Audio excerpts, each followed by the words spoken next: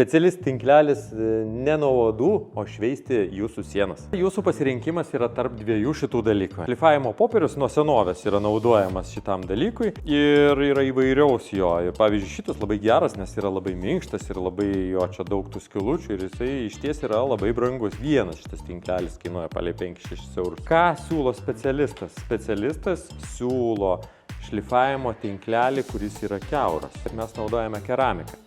Ir šita medžiaga labai efektyviai ir ilgai tarnauja. Turbūt jis labai brangiai kainuoja. Ne.